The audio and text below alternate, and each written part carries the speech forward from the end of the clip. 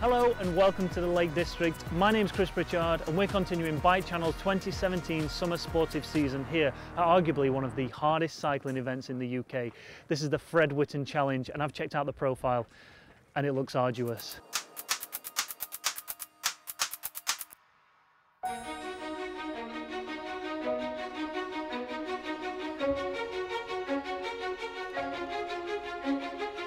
So it's 6 o'clock in the morning here, the sun has just risen and it is still freezing. There's a lot of cyclists here in cycling shorts. I'm going to have a chat with them now and find out what it is about the Whitton Challenge that draws them here.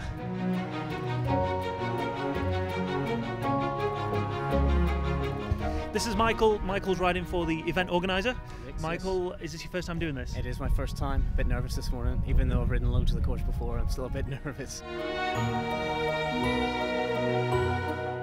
This is Jamie, and as you can see under his windproof top, he's got the Whitton Challenge jersey on, so he must have done this before, am I right in thinking that? Yep, twice before. Last year and about 2011 when it was terrible weather. Right. I'm sensing an accent. Have you? New Zealand. Have you come all the way from New Zealand? No, I live in York. All right, okay. Is it your first time here? Yep, well not first time here. I watched my husband last year and it was so inspiring because of just people everywhere. It was brilliant.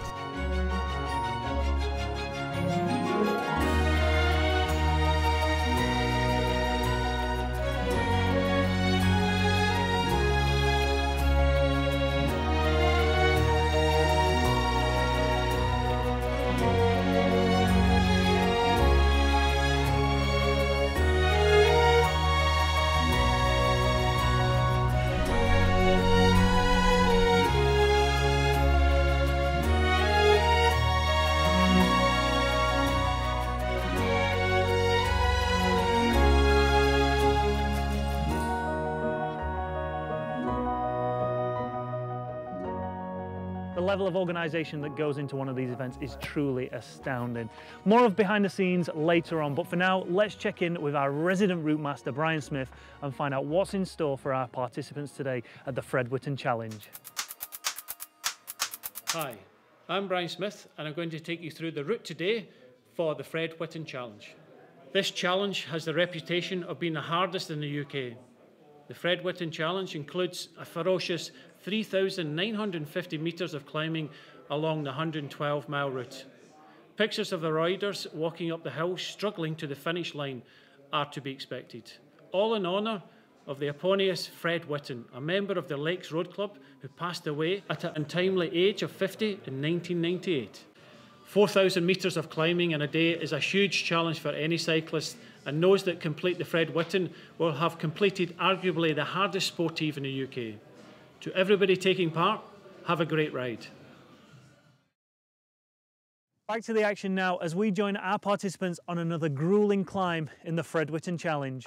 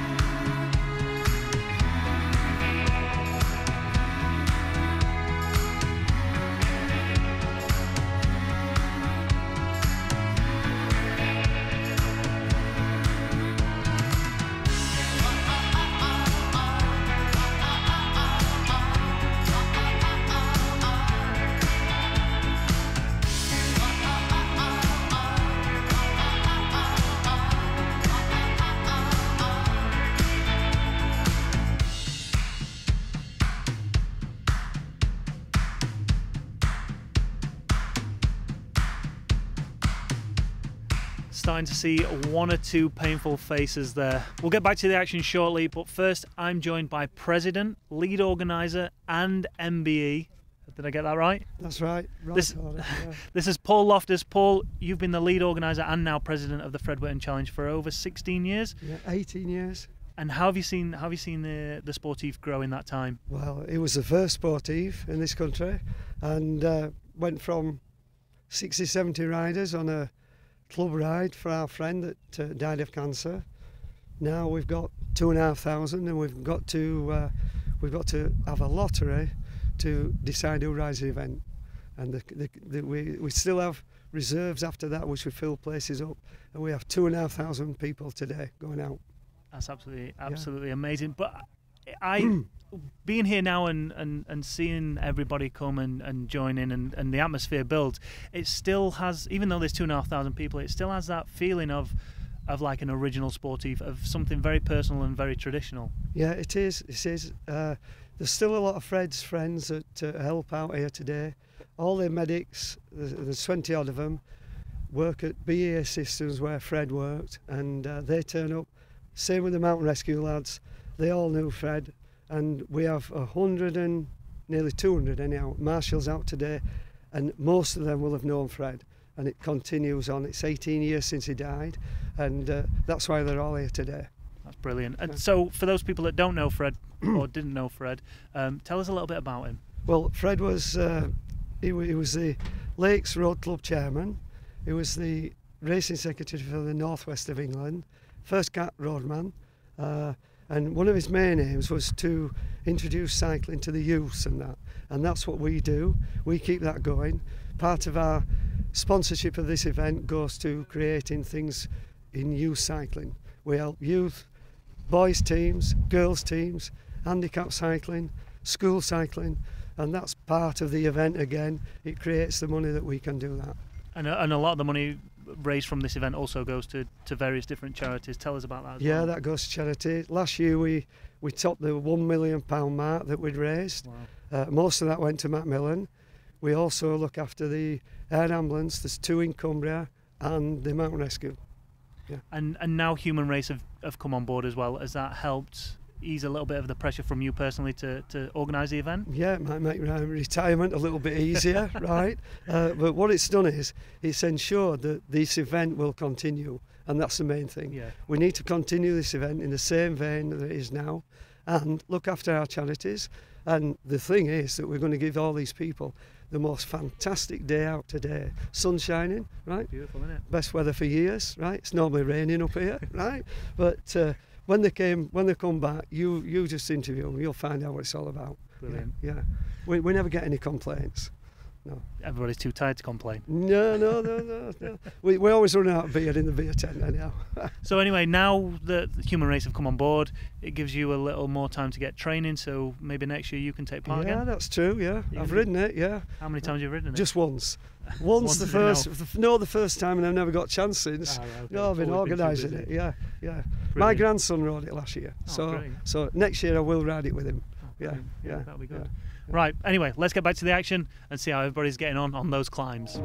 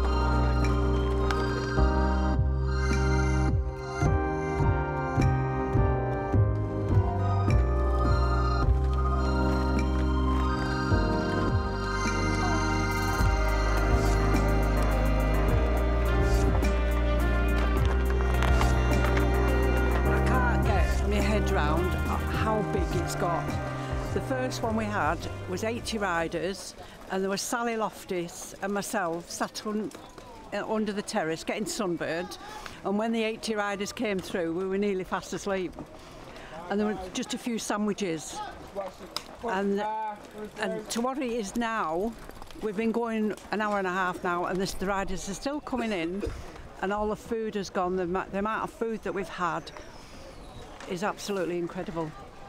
I just can't get my head around of how far the ride's got and how big it's got and how much money that we've raised. And the helpers, over 300 helpers, give the weekend up to come here.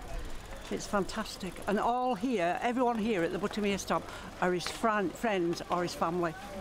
I've always said from day one, I think it's popular because cycle lads are running it. And most of the cycling lads in the Lakes Road Club are Fred's friends, and they put more than just the time in. They put the effort, they put the love in it, and they put the fairness in it all as well. It's well over £1 million that we've raised, and it's all down. The driving force behind it is Paul Loftus, and he's the driving force behind it. Paul and Carl Valentine, I can go on and name them all. They're the ones that are behind him. And they're the ones that used to ride with Fred. So they knew Fred really better than me. You know, I knew Fred, the father, the husband, and the friend. They knew him as the cyclist, the sportsman. And what do you think Fred would think if he could look down and see this day? Oh, it'd be absolutely in awe of it all. It'd be in the middle of it all, shouting to them all as they passed and as they came in. It'd be absolutely in awe of it all. There's still so much more to come up on today's show, but we're going to take a quick break now. But don't go anywhere and join us afterwards as the 2017 Summer Sportive season continues.